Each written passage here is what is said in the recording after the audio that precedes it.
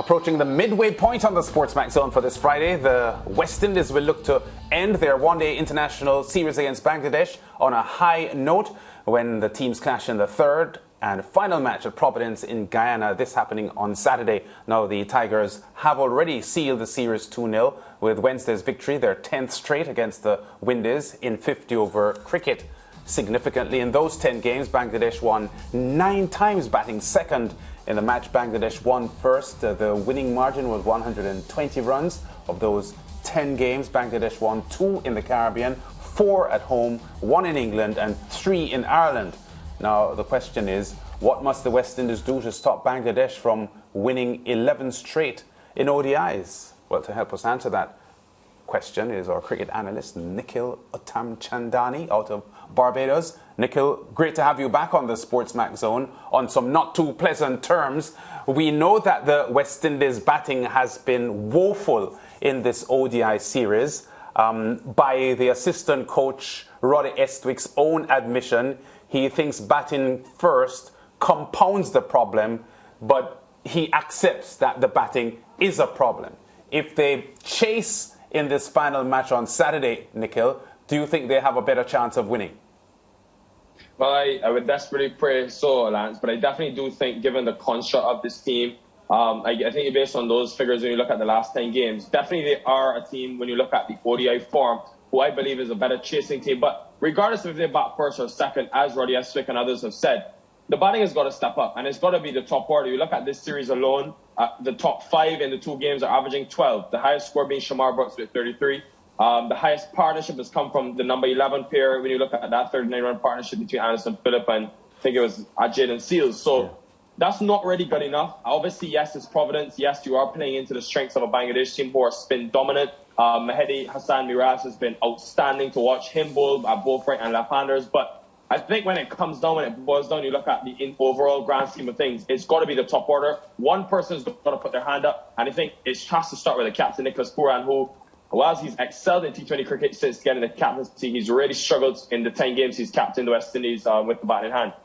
Yeah, you know what? And I think for cricket fans in the Caribbean, Nikhil, it is a little bit more painful for them to accept Bangladesh dominating the West Indies in the way they have this week in Guyana, given the fact that their best players, Shakib Al Hassan and Mushfiqur Rahim, 2 high-quality players, aren't even playing. So this isn't the strongest Bangladesh team.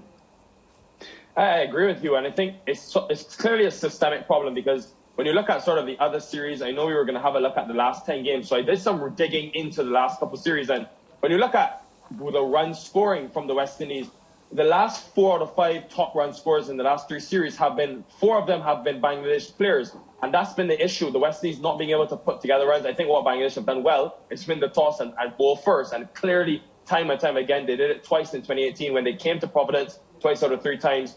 And also, I'll make a bold call, and I'll say this West Indies team is really missing a Shimron Hetmeyer. I know it's sort of, spinning over old beans, as they would like to say, and sound like a broken record. But when you look at a man that averages, over 35 in the subcontinent, the last time, the only real man to get a substantial score against Bangladesh in the Caribbean, many will remember that 125 he scored at Providence. The only game that the West Indies have won in the last 12, I think it is, in the last 12 won international. So when I look at the construct of that batting order, they're missing a man to put their hand up. Obviously, Shea Hope has been there time and time again, but he's struggled in this series. And I think that's been the major issue. And I think when you look at sort of the spin dominance of a Bangladesh with Mahedi, Hassan Mirad and others, even without a Shakib, I think they really miss those good players of spin. And that's why I think Pooran is so important to their chances. Yeah, definitely take your point there about Shimron Hetmeyer. In the second ODI, though, Kimo Paul, batting on the same surface, was able to get 25 not out. Of course, in the post-match interview and whatnot, what did Kimo Paul do differently, though, that the rest of the batsmen that came before couldn't do? Well, I think it's a fantastic question, Maria. But what I will say is, obviously, Kimo Paul will have the advantage of being Guyanese himself. Would have played a lot of cricket at Providence, whether at the first class level, whether at the white ball level, CPL as well. But I just think it was sort of a bit more intent being shown by him as well. Maybe some counter-attacking is his natural ability. Obviously, you have a lot of less pressure on him than a man in the top 5, given that he's come in with the team already down and out in terms of struggling, losing the first 6 wickets for not much. So he can be a lot more freer, can express himself. But I think it was that sort of counter-attacking ability that he showed. just a bit more initiative. But I mean, it's $1 million question, and if I knew the answer, then yeah. I think the West Indies would be a lot better off. Definitely. And I appreciate what you said about, having experience in Guyana. But when you think about Nicholas Pooran, he played for Guyana Amazon Warriors. He would have spent time, Brandon King. And of course, we can call at least up to 7 players that would have spent time in Guyana. So I feel as if, that couldn't have been the only reason why Kimo Paul did what he did. Another cause for concern, the manner of dismissals. We spoke about the reckless way in a lot of the batsmen getting dismissed. Do you expect that, when they come out to play tomorrow, that they would be a bit more aware of, guarding their wicket? Well, I think the fact that the 2 highest partnerships in the series have been, 39 and 27 runs, obviously it's not been good enough. So I do expect to see a greater initiative taken by batters themselves in the series. Even to close out, many will look at this and say, well, 2 love, it's not an important game. But many will remember the West Indies are trying to qualify for a World Cup in a couple of years' time. So every game is so critical. I think they desperately need a win. And also to sort of break a streak at Providence where they've struggled badly. When you look at all the games that I think away teams have come to the Providence and won 41% of the time. So definitely it's an important game for the West Indies' chances, of course, qualifying for that Super League. But they'll look to that 2018 series where they played Bangladesh and won a game at Providence, and it's where they batted first, posted 271. Hetmeyer got 100. I said it earlier. Someone from the top order, I think, if they're able to stand up, Shamar Brooks got a start in the last game, and then, as you mentioned, sort of a reckless dismissal, you could say, fishing at one wide outside the off stump. He'll be disappointed with that after doing such hard work. But if someone can show a bit more resolve, that resolute ability to just dig in a bit more, I mean, you have time on your hands. If the West Indies don't usually bat the full 50 overs, I haven't in this series. So I think with that added time, if they can just someone stick in from that top 5, it'll help their cause. I think they could probably post 250 plus and be a lot more competitive, given they bat first, of course. Mikhail, I was assailed by a leading academic from the UWI last evening who said to me, George, I don't think that the issue with the batsmen, that the issue with the team is so much the batting as the fact that in the 2 ODIs to date, the Bangladeshis, he said, have bowled superbly well, and he doesn't think that analysts are giving that as much play as we ought to in analysing why the West Indies have been so circumspect in their approach at the bat in the 2 games. Do you agree with him? I agree massively, George. Obviously, this is a West Indian-based show, so our natural direction will go in the direction of the West Indies. But what I will say is, when you look at the way, I've called his name twice already, Mehedi Hassan Miraz has bowled in this series. I mean, something about the West Indies is a special place for this man. When I looked at his numbers, 26 wickets in 15 matches, averaging less than 20, 19.8, and economy of less than 4 runs and over. But the key thing is when I watched him, how he dismissed Nicholas Pooran, Kyle Mears, some of the main contributors for the West Indies in the white ball format in recent time. That arm ball, so effective. And against left-handers, averages 24. He's taken, 39 wickets in his last 57 games against left-handers. Only concedes 4 runs and over as well.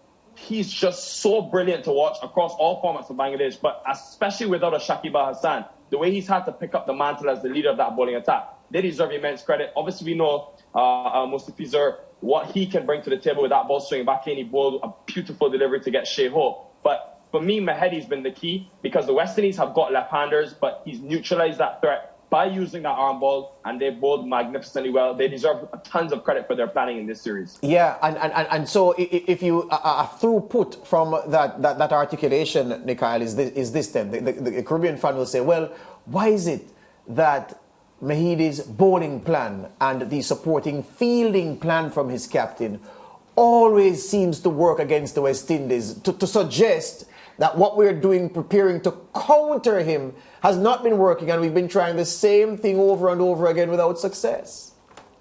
And it's not worked for a long time, George. You look at the last series as well. Mehedi took the most wickets in that one too. So whatever it is, I mean, this is more for Coach Bill Simmons or a Coach Roddy Eswick to chime in and try to plan. I mean, we and you are in the same position. We can only watch from TV. But what I will say is they need to come up with a solution fast, because Bangladesh is a team that the West Indies, we tour and they come quite often. And Mehedi's going to be around for a long time. You look at him in the test format as well. The way he's come in and into the fore as an all-rounder now for Bangladesh.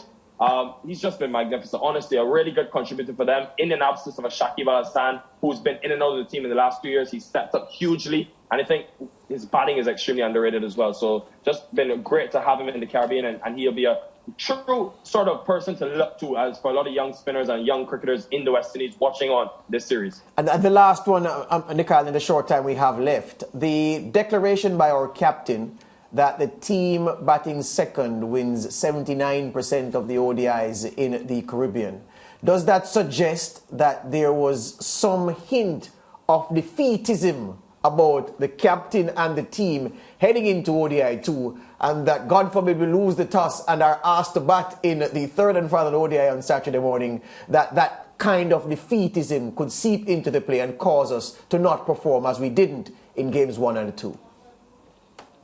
Well, I like to give professionals credit. I mean, these are seasoned professionals, these West Indian players, so I don't think there will be any defeatism creeping in. What I will say, though, is maybe a hint of sort of some flashbacks. You mentioned that 2018 series, even like in that tri-series in 2019 where West Indies played in Ireland against Bangladesh and Ireland in that tri-series. I think even in that series, the West Indies were on the back foot because they batted first so often. So you may be getting those negative flashbacks, but I mean, he is right. Facts are facts. And teams batting second based on maybe the pitches, and it's why I said it at the beginning of the show. I find it really surprising that the last 2 times Bangladesh have come to the Caribbean, we've given them providence. We've literally put them in positions at prepared surfaces where they've excelled in. And I think in the both series where they won 2-1 in 2018 and now 2-love and possibly could be 3-0 if they win tomorrow, definitely I would love to find out some greater insight into why is it that we keep taking them to Providence, a place where they're consistently proven that they're dominant against the West Indies. I'm sure you'd like to bring them to Kensington, but that's another argument for another time. Thank you very much, my friend. Excellent as usual. All the best. Cheers. Have a good one. Good. Nikal Uttamchandani with the analysis there. All right, we break. Back with the SportsMax Zone after these.